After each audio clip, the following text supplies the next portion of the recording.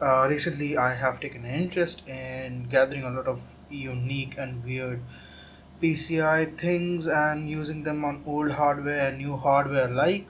And I really didn't have a way to properly test them. So, this is hopefully the solution to make that happen. And I've gone through a few iteration of different boards. This one works the best. So I didn't need anything powerful. It's basically a dual core Celeron J1800 at around 2.5 gigahertz or something like that, and it's like an old rebinned Intel part made into a Celeron 18 watts. It's low power enough. The reason I need x86 is that it has a very mature PCIe implementation. Most ARM dev boards, SBC especially, either don't have the correct PCI implementation at all. Some go as low as just allocating 1 megabyte to 30 megabytes. Um, Being able to address just 1 to 30 megabytes of PCIe memory space, and the other issues then happen with um, their bootloaders where they aren't able to initialize PCI devices properly. And so most like network cards and stuff like that, SATA and all works. Issue happens with GPU and similar things, maybe some things that have FPGAs on them, stuff like that. Usually don't end up working that well. So here I have the test board. Now as you can see, this has the heatsink installed. It is an embedded board, i.e. you cannot remove the CPU. You can remove the heatsink, clean up the CPU, do stuff like that, but you cannot remove the CPU itself. It's all soldered on. It's a BGA, not a LGA, and yeah, so that's that. The memory situation here, there are two sticks of 2 gigs of memory. You can go up to 8 or 16. I'm not entirely clear on that, but this will only work on 1333, which doesn't mean you can not put other memory stuff and other memories on it. So you can put DDR3 1666 and above, and it will downclock them to 1333, which is fine. But in my case, it actually upclocked my particular memory, which is rated for 1066, and it overclocked it. Now I'm not entirely sure if I should consider that as pure overclocking, because I mean, this could as well be that memory is working within its spec for the chips, and the manufacturer of the DRAM just tested it as 1066 because that was like sort of the gap in manufacturing that they needed to fill. So then they didn't bother testing it for 1333, tested it for 1066. It passed and they shipped it as 1066, which happens. Um, Takes your usual SATA and one for CPU. Yes, so the interesting part, it has a 1x PCI, it has a 2x PCI, not 16x. So there's some discrepancy. Like if I am testing PCI, why not buy something with 16x? Yeah, we will see if an upgrade comes along, but for the time being, I needed a cheap solution to test cards, and most 16x cards will work fine with 2x at reduced speeds. So that's that. And then, very much interestingly, a old school PCI card, which is not as fast as PCI Express, obviously. And if you've seen my previous video, I've seen some PCI cards, and this is how they look: very slow and old hardware. But that means I can just plonk them in and test them, and they work beautifully. So it doesn't even feel like the PCI lanes are not coming out of the CPU. The BIOS and everything else handles that well. So anything that even needs to initialize before the entire BIOS initializes works well. So you can have like a RAID controller, PCI RAID controller on there. You can have a video controller on there, or like GPU on there, and it will work fine. Even shows the BIOS booting up, so that's okay. Um, has the BIOS chip down there. For funnily, they show it off. Usually, the BIOS chip is just somewhere, not really labeled specifically. Has CPU fan, although you don't need one, and has like a onboard controller for like sys fan somewhere around here. Um, the other thing was that yeah, the I/O is pretty interesting. It has, let me focus that. USB 2, PS2 for keyboard mouse combined, you can only have one. A parallel port, VGA and HDMI, those are independent and not mirrored in any way. A USB 3 slot, Ethernet, again 1 gigabit, and your dual USB 2, and audio is actually pretty neat. You get some really nice HD audio stuff, not the highest end of course, but at least enough consideration that they actually have a separate PCB area, something that is physically isolated from electrical noise and stuff like that. And that was some mic falling over, so some really nice audio stuff. So not the highest end, but it's enough to have its own electrical isolation so that the noise doesn't get everywhere else. And yeah, so you have front header here for that, bunch of other headers. What I don't really like is that there's only one USB 3 ports and that's it. There's no onboard port for the motherboard for front panel bus, there's just the one. If you see here, this looks very much like a USB 3 port, but it is not. It is something called the TPM port. Now, trusted platform module is, if you are in the embedded space and especially work with ARM, you'll be very much aware of it. It's like a way to do trusted transactions and run trusted functions and code in a separate space, separate than the OS, separate than the BIOS, and not the actual hardware can access. And so yeah, it's a form of security. Sadly, the desktop variant of it, the TPM module stuff, didn't really kick off as well. Like, I cannot even buy a TPM module here, and even if you're not living in India, you're living somewhere else, there's still issue with that. Like, no one's selling those as much.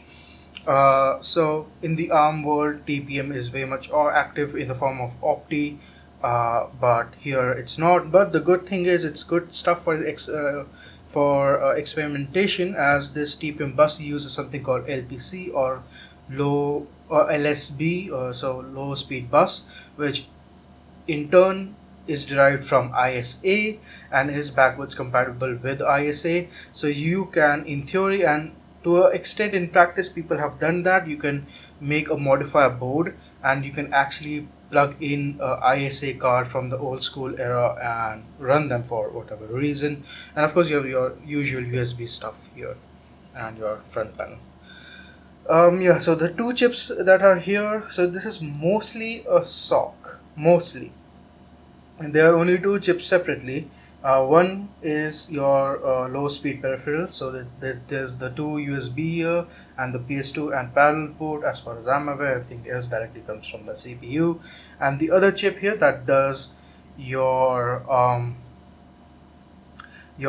PCI distribution. So this is a PCI muxing stuff, switch. So that's your PCI X1, PCI X2, and your PCI. And then I don't really remember if the audio comes from this chip or the SoC directly. I'm assuming it's directly from the SoC.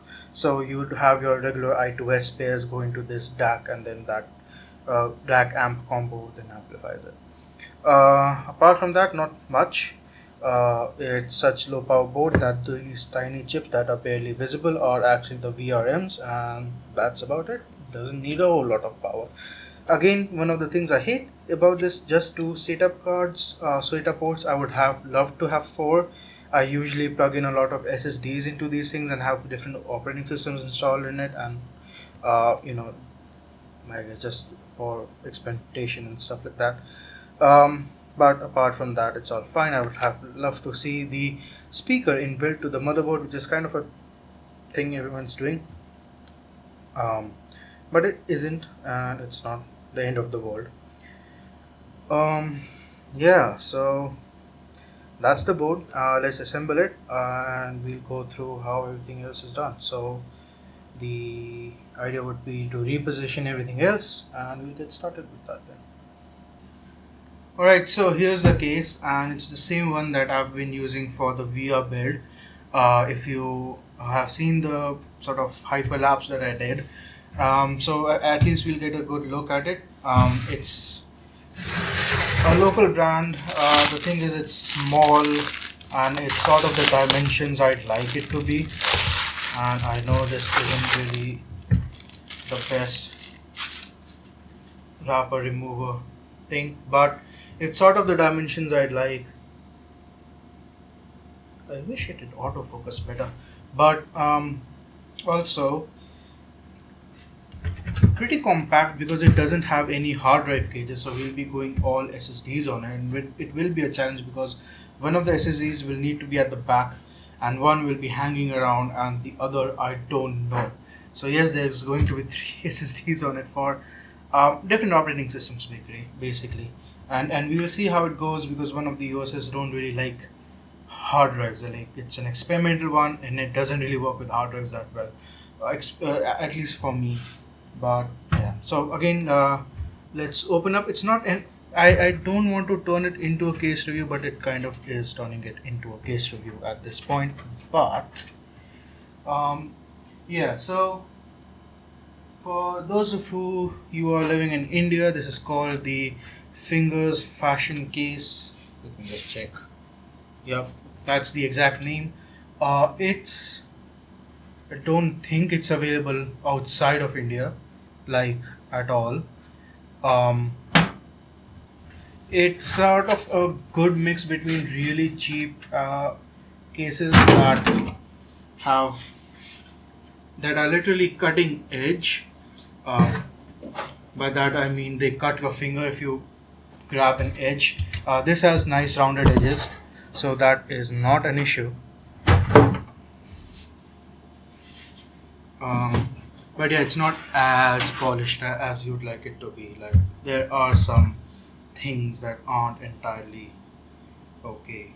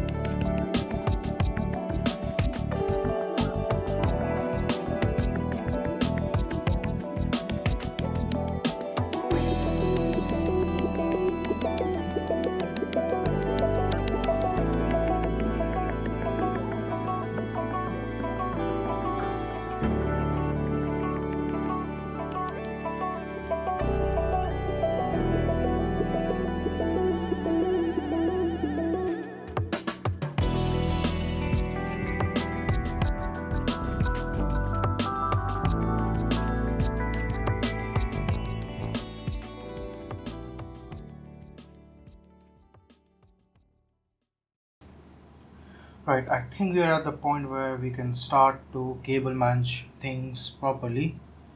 And for that, I need to reposition the camera, and then we're good to go. Alright, so it's here. Let's start basic cables, and then we'll get to the SSDs. Or should I do those first? I think I should do the SSDs first, and then let's move on to the cables.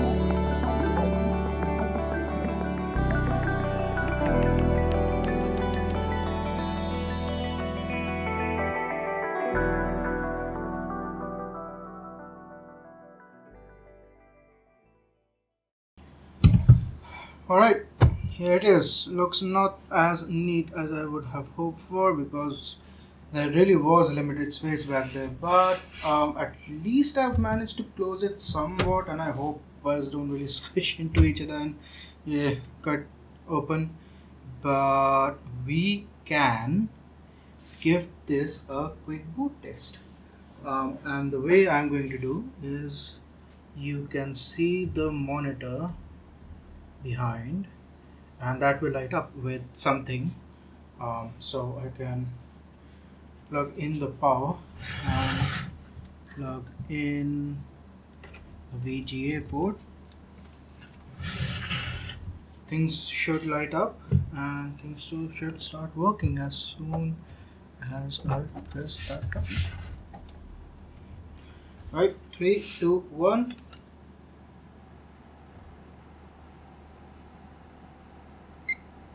There's the boot.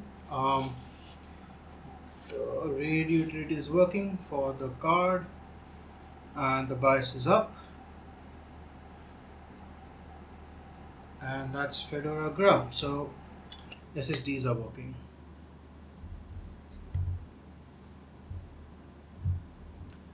So even if at the end of the day it is not as neat as I had hoped for, it's still a very compact system, and that is why I want it, because it's going to be placed in a very thin space and needs to have the ability to just pop open the hood to put parts in it.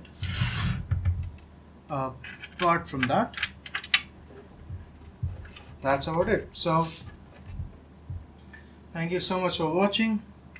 I hope this was somewhat entertaining. I don't do case builds, PC builds every other day, but when I get the chance I make a point to record it. Yeah, the front panel is not see-through or any fun stuff like that, so I won't even plug in the screws, because the amount of time it will have to be taken out, there's no point. Apart from that, yeah, that's about it. Thank you so much for watching, and I'll see you all in the next one.